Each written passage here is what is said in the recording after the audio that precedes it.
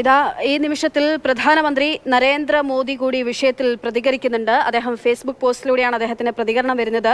ഞാൻ അതൊന്ന് വായിക്കാം. Vinesh, you are A champion among champions. You are India's pride and inspiration for each and every Indian. Today's setback hurts.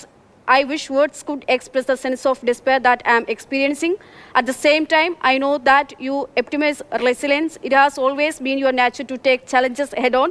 Come back stronger. We are all rooting for you എന്ന് Vinesh ഫോഗട്ടിനെ tag ചെയ്തുകൊണ്ട് Indian പ്രധാനമന്ത്രി നരേന്ദ്രമോദി ഫേസ്ബുക്കിൽ കുറിപ്പിട്ടിട്ടുണ്ട്. എങ്ങനെയാണ് വിനേഷ്, നിങ്ങൾ ചാമ്പ്യന്മാരിൽ ചാമ്പ്യനാണ്. നിങ്ങൾ ഇന്ത്യയിലെ ഓരോ ഇന്ത്യക്കാരനും അഭിമാനവും പ്രചോദനവുമാണെന്ന് അദ്ദേഹം പറയുന്നു. ഇന്നത്തെ തിരിച്ചടി വേദനിപ്പിക്കുന്നുണ്ട്. ഞാൻ അനുഭവിക്കുന്ന നിരാശ അത് വാക്കുകളിലൂടെ തന്നെ ഞാൻ പ്രകടിപ്പിക്കുകയാണെന്ന് അദ്ദേഹം പറയുന്നു.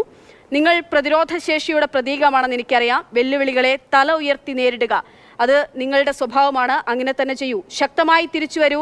ഞങ്ങളെല്ലാവരും നിങ്ങൾക്കായി വേരൂന്നുകയാണ്. ഞങ്ങളെല്ലാവരും നിങ്ങൾക്കൊപ്പം നിൽക്കുകയാണെന്നുള്ള കാര്യമാണ് ഇന്ത്യൻ പ്രധാനമന്ത്രി നരേന്ദ്രമോദി ഇപ്പോൾ ഫേസ്ബുക്ക് പോസ്റ്റിലൂടെ പറയുന്നത്. എന്തായാലും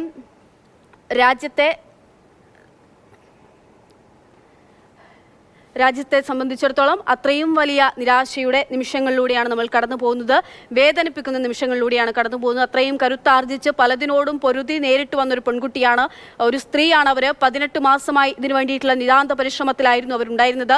അതിനിടയിലാണ് ഒരു 100 ഗ്രാം ഭാരത്തിന്റെ പേരിൽ, നമുക്കറിയാം ഒളിമ്പിക്സ് പോലുള്ള വലിയ വേദിയിൽ 100 ആണെങ്കിലും 1 ആണെങ്കിലും അത് ദശാംശക്കണക്കാണെങ്കിൽ പോലും ആ ഭാരം അത് വലിയ മാറ്റങ്ങളും വലിയ പ്രശ്നങ്ങളും ഉണ്ടാകും. അതിനിടയിലാണ് ഇപ്പോൾ വിനേഷ് ഫോഗട്ട് ഒളിമ്പിക്സ് ഗുസ്തിയിൽ നിന്ന് അയോഗ്യയായിരിക്കുന്നു എന്നുള്ള വാർത്ത വരുന്നത്. പുതുചരിത്രം കുറിക്കുമെന്ന് പ്രതീക്ഷിച്ചെടുത്ത് വലിയ പടുകൂറ്റൻ നിരാശ നമ്മളെ തേടിയെത്തുന്നത്.